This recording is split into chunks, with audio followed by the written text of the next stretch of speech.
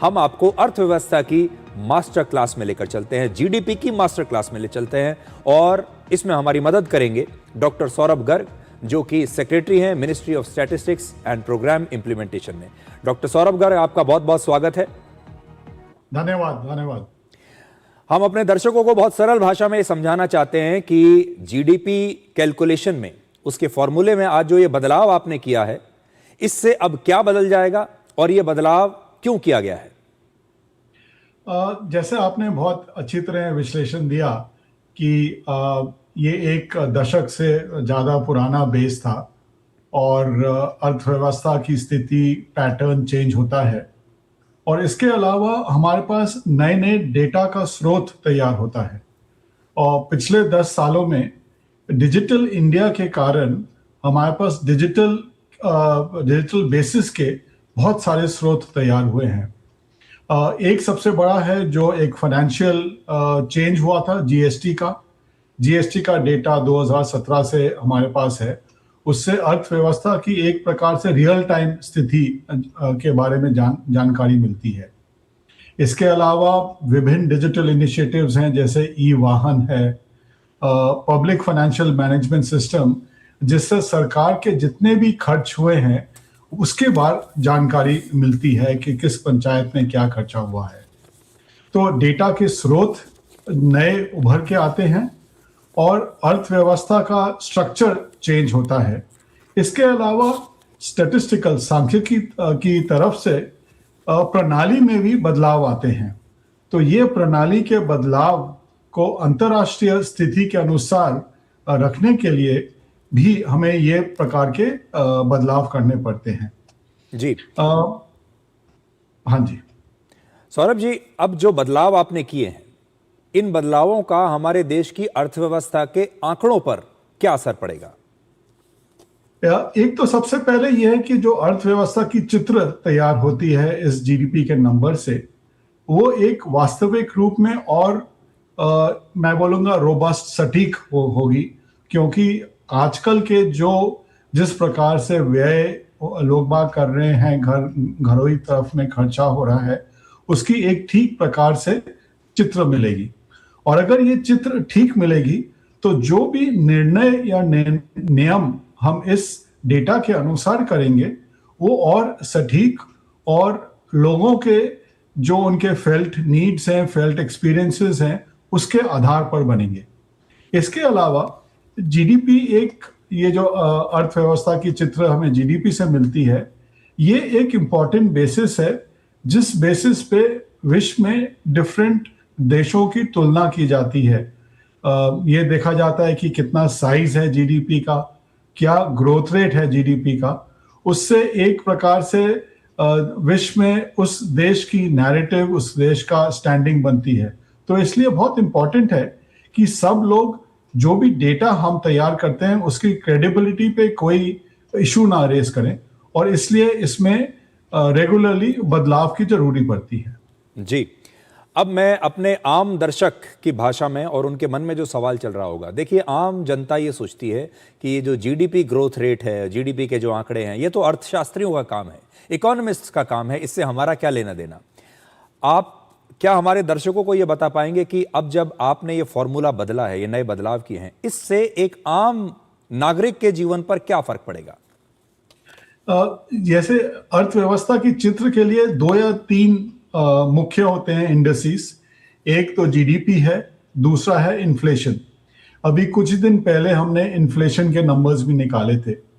Inflation और GDP को मिला के ही बेसिस बहुत निर्णय होते हैं, और सबसे महत्वपूर्ण जो आम लोगों के लिए बहुत जरूरी है वो है जो reserve bank of India interest rate निर्धारित करता है, मॉनेटरी पॉलिसी निर्धारित करता है। और इस इंटरेस्ट रेट से निर्भर करते हैं कि आपके बैंक में डिपॉजिट का रेट क्या मिलेगा, आपको अगर ऋण लेने की जरूरत है तो उस पर क्या इंटरेस्ट रेट मिलेगा, और इसी इंटरेस्ट रेट से डिटरमिन होता है बिजनेस की प्रॉफिटेबिलिटी।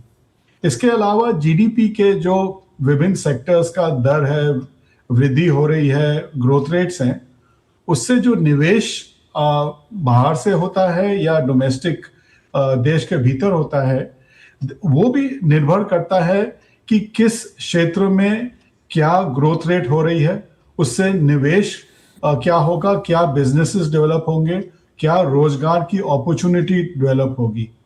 तो जो भी निर्णय महत्वपूर्ण है बिजनेस के लिए, इंडस्ट्री के लिए और लोगों के निजी फाइनेंशियल मैटर्स पे, इन अर्थव्यवस्था के जो इंडस्ट्रीज है इनका बहुत महत्व है। जी, तो इस बार आपने अब कौन कौन सी एक्टिविटीज को और कौन कौन से डेटा को इसमें और शामिल किया है? एक तो जैसे मैंने बोला जीएसटी का डेटा शामिल किया है, वो है। इसके अलावा जो हमारे अनौपचारिक क्षेत्र है, इनफॉर्मल सेक्टर जो हमें कहते हो, या घरेलू सेक्टर, उसका डेटा के लिए हमारे पास अब तक कोई सर्वेक्षण नहीं था, कोई सर्वे नहीं था। पिछले 3-4 सालों से रोजगारी का स्थिति के बारे में हमारे पास एक बहुत बारीकी से हम सर्वेक्षण करते हैं, जिससे हमें ग्रैन्युलर डेटा मिलता है। और इसके अलावा एक annual survey of unincorporated sector enterprises हमने 3 साल से चालू किया है, जिससे भी हमें एक स्थिति पे नजर मिलती है कि क्या क्या एक्टिविटीज की ग्रोथ हो रही है। और जहाँ तो हमारा इनफॉर्मल सेक्टर, अनौपचारिक क्षेत्र, रोजगार में बहुत महत्व रखता है। बिजनेस हमारे नियरली 8 करोड़ एंटरप्राइजेस हैं हमारे देश में, घरेलू सेक्टर में, जो विभिन्न प्रकार की एक्टिविटीज करते हैं। तो इस क्षेत्र का जो हमें डेटा मिलता था, अब हमें सटीक भाव से डेटा मिलना शुरू हुआ है। और इसीलिए हम बोलते हैं कि हमारी जीडीपी की जो चित्र है वो और मजबूत और सटीक हो पाई है। जी, इस बार आपने कृषि क्षेत्र के योगदान को भी तय करने का जो तरीका है उसको भी आपने बदला है, वो क्या होगा अब? एक तो कृषि क्षेत्र में हमारे पास जो जिस प्रकार के स्रोत थे डेटा के, वो बहुत भड़के हो गए हैं। और मैं इसका इम्पैक्ट एक दो बस बोलना चाहूँगा कि हमें देखने को मिला है कि कृषि क्षेत्र में बिजली का प्रयोग बहुत ज़्यादा हुआ है उससे, और उसका इम्प्लीकेशन 2 प्रकार से हुआ है। एक तो डीजल का कंजम्पशन कम हुआ है, और दूसरा बिजली जो सोलर बिजली है, सोलर एनर्जी, सोलर इलेक्ट्रिसिटी का इस्तेमाल बहुत ज़्यादा हुआ है। इसलिए फार्मर्स का कॉस्ट इनपुट्स रिड्यूस हुआ है, और फार्मर्स का जो आय है, इनकम है, उसमें इम्प्रूवमेंट हमने देखा गया है। और दैट डायरेक्टली इम्पैक्ट्स कि चासी को, फार्मर्स को कृषि क्षेत्र में क्या इनकम मिल रही है। जी। दूसरा जो इम्पैक्ट हमें देखने को मिला है कि वैल्यू एडेड एग्रीकल्चर, फल है, सब्जी है, फ्रूट्स एंड वेजिटेबल्स का काफ़ी ग्रोथ बढ़ा है। तो वैल्यू ऑफ एग्रीकल्चर का इंक्रीज हुआ है। इनफैक्ट ओवरऑल क्षेत्र में यदि 100% में पहले 20 भाग कृषि क्षेत्र था, अब वो 22 भाग हो गया है। इसी तरह मैन्युफैक्चरिंग और टर्शरी सेक्टर में भी विभिन्न प्रकार से हमें डेटा स्रोत का बढ़ोतरी हुई है, जिससे इस क्षेत्र को भी हम ठीक भाव से मेजर कर पा रहे हैं। जी, आप तो लगातार ये स्टडी कर रहे होंगे कि जैसे हमने पहले बेस ईयर लिया था 2011 और 12, और अब हमने 2022 और 23 लिया है। इस समय अवधि में आपने देश में सबसे बड़ा अंतर क्या महसूस किया? जो सबसे बड़ा अंतर हमने देखा गया वो हमारा एक, हम कंजम्पशन एक्सपेंडिचर सर्वे करते हैं, जो हमने 22-23 में भी किया और 23-24 में भी किया। तो उसमें अगर देखा जाए, जो लोएस्ट 10% जिनकी आय है, लोएस्ट 10% है, उसमें मोर देन डबल हुआ है उनका कंजम्पशन, जो प्रकार से उनका खर्च करते हैं, क्या खरीदारी होती है। एक तो ये है। दूसरा है कि फूड पर जो एक्सपेंडिचर था, और इसमें मेजर है जो राइस और व्हीट, चावल और गेहूं पे जो एक्सपेंडिचर था, सीरियल्स पे जो एक्सपेंडिचर था, वो आधा हुआ है। एक तो फूड का एक्सपेंडिचर कम हुआ है, और उसमें भी मोर इम्पॉर्टेंट सीरियल्स का एक्सपेंडिचर कम हुआ है, और ज़्यादा खर्च हुआ है, सब्जियों में खर्च ज़्यादा दिख रहा है, फलों में खर्च ज़्यादा दिख रहा है, दूध और डेयरी प्रोडक्ट्स पे ज़्यादा दिख रहा है, और अन्य जो हाई वैल्यू प्रोटीन पर है उस पर ज़्यादा खर्च दिख रहा है। इसका ये डायरेक्ट जानने को मिलता है कि लोगों का जो इनकम ग्रोथ हुआ है वो सिग्निफिकेंट है सभी लेवल्स पे, एंड वेरी हाई लेवल पर जो इम्पैक्ट हुआ है वो लोएस्ट लेवल पे हुआ है। और इसी कारण है जो मल्टी डायमेंशनल पॉवर्टी है वो अब हमारी हार्डली 2-3% पे रिड्यूस होके आ चुकी है। जी, तो देखिए ये तो बहुत अच्छी बात है कि पिछले 10-12 साल में जो हमारे देश की जो गरीब जनता है या मध्यम वर्ग या जो लोअर मिडिल क्लास है उनके लाइफस्टाइल में इतना बड़ा अंतर आया है जो यहाँ दिखाई दे रहा है। अब आखिरी सवाल मैं आपसे ये करना चाहता हूँ कि भारत की अर्थव्यवस्था का आउटलुक आप कैसे देखते हैं, और क्या जीडीपी को कैलकुलेशन के लिए भी क्या आप अब एआई का इस्तेमाल कर रहे हैं, और आगे आगे क्या बदलाव आएंगे, and what is the outlook of Indian economy? तो मैं ये कहना चाहूंगा कि आप अगर देखें पिछले 3 साल की जो हमारी वृद्धि हुई है अर्थव्यवस्था में, तीनों साल 7% से ज्यादा है। 23-24 में 7.2, 24-25 में 7.1 और इस साल जो एक्सपेक्टेड है 7.6। 7% से ज्यादा वृद्धि आज की समय में विश्व में किसी भी देश की इस लेवल की कंसिस्टेंट ग्रोथ नहीं रही है। We are the fastest growing economy, और जो हमें दिख रहा है जिस प्रकार से ग्रोथ हो रही है, निश्चय आगामी दिनों में भी इसी प्रकार की ग्रोथ हम आशा करते हैं। तो इसके अलावा जी जी जी इसके अलावा जो आपने एआई की बात की, एआई का एक तो हम इस्तेमाल सरकार के अंदर भी विभिन्न प्रकार से करते हैं। सांख्यिकी मंत्रालय में भी हम प्रयोग करते हैं, जैसे कि जो हमारे गांव में एन्यूमरेटर जाते हैं वो टैबलेट के साथ जाते हैं, अब पेन पेपर पे कोई हम सर्वे नहीं करते। और उसमें एक एआई क्वेरी का सिस्टम बिल्ट इन है कि कोई भी प्रश्न हो तो वो एआई के जरिया से इमीडिएट रिप्लाई उन्हें मिल पाता है। इस प्रकार मैं पूरी इकोनॉमी अर्थव्यवस्था पर देखा जाए तो विभिन्न प्रकार के यूजेस हैं, उस पर मैं चर्चा नहीं करना चाहूंगा, लेकिन जो प्रोडक्टिविटी इंक्रीजेस हमें अपने क्षेत्र में भी दिख रहे हैं एआई के कारण, निश्चय और क्षेत्रों में भी उसी प्रकार निश्चय मिलेंगे। जी, अब एक सवाल मैं आपके बारे में पूछना चाहता हूं, आपके मंत्रालय के बारे में पूछना चाहता हूं कि you are the custodian of all the numbers and the statistics of this country. और नंबर्स आप देखिए कि इतने बड़ी संख्या में नंबर्स हैं कि उनका जो बोझ है उसके नीचे कोई भी मंत्रालय, कोई भी व्यक्ति दब सकता है। How do you manage this?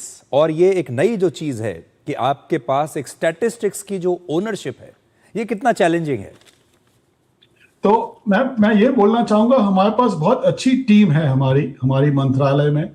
हमारे फील्ड में नियरली 10,000 लोग प्रतिदिन किसी ना किसी घर या किसी अनुष्ठान पे जाके सर्वेक्षण करते हैं।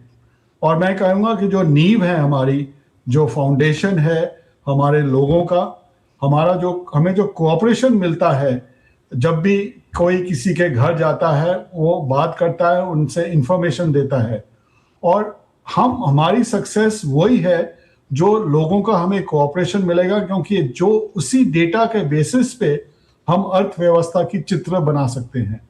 तो मैं बस धन्यवाद देना को चाहूंगा कि हमारे देश के वासी जो हमारे एन्यूमरेटर्स की बात सुन के उनके प्रश्नों का उत्तर देते हैं, और उन्हीं उत्तरों के कारण हम इन्फ्लेशन नंबर्स बना पाते हैं, अर्थव्यवस्था का चित्र बना पाते हैं, जिससे विभिन्न प्रकार के नियम और निर्णय हमारी सरकार या और कोई भी ले पाता है। जी, डॉक्टर गर्ग बहुत बहुत शुक्रिया। और देखिए बहुत सारे लोग ऐसे होते हैं जो पर्दे के पीछे रहकर काम करते हैं, and they are the unsung heroes, जिनके बारे में कभी लोगों को पता नहीं चलता। हम बार बार देखिए जीडीपी की बात करते हैं, आंकड़ों की बात करते हैं, स्टैटिस्टिक्स की बात करते हैं, लेकिन एक इतना बड़ा विभाग है जो चुपचाप अपना काम करता रहता है, और उसकी वजह से हमें देश की एक तस्वीर देखने को मिलती है। तो पहली बार आप शायद टीवी पर आकर दर्शकों को बता रहे हैं कि ये मंत्रालय कैसे काम करता है, और मुझे लगता है कि दर्शकों के में भी एक बहुत बड़ी अवेयरनेस आएगी, जागरूकता आएगी आपके मंत्रालय के बारे में। आपका बहुत बहुत शुक्रिया। बहुत बहुत धन्यवाद। बहुत